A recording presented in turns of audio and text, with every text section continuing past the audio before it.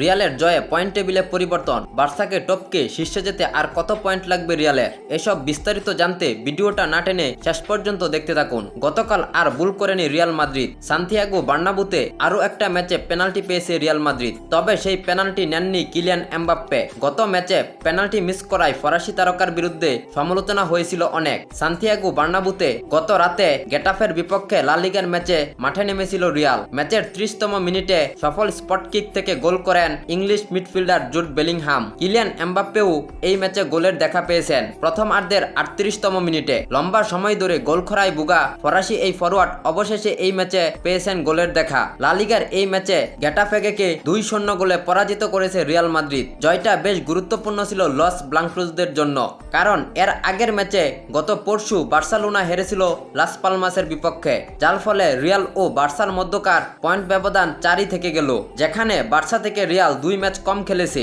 তাই গেটাফের বিপক্ষে জয়ের মধ্য দিয়ে রিয়াল 1 ম্যাচ কম খেলেও পয়েন্ট টেবিলে বার্সা থেকে মাত্র 1 পয়েন্ট পিছিয়ে। চলমান মৌসুমে 32 ম্যাচ খেলে 34 পয়েন্ট নিয়ে শীর্ষে আছে বার্সা, আর বার্সা থেকে 1 ম্যাচ কম খেলে অর্থাৎ 31 ম্যাচ খেলে 33 পয়েন্ট নিয়ে দ্বিতীয় স্থানে অবস্থান করছে রিয়াল মাদ্রিদ। গেটাফের বিপক্ষে জয় বার্সার মনে ভয় ধরিয়েছে, আর 1 ম্যাচ জয় পেলে রিয়াল চলে যাবে বার্সাকে টপকে শীর্ষে। প্রিয় দর্শক, আপনার কি মনে হয় রিয়াল কি পারবে বার্সাকে টপকে শীর্ষে যেতে? ইয়েস অর নো লিখে কমেন্টে জানিয়ে দিন আপনার মূল্যবান মতামত। তাছাড়াও ফুটবলের নিত্য নতুন আপডেট সবার আগে পেতে আমাদের এই চ্যানেলটি সাবস্ক্রাইব বা ফলো দিয়ে পাশে থাকবেন। আর আগেই সাবস্ক্রাইব বা ফলো করে থাকলে আপনাকে অসংখ্য ধন্যবাদ।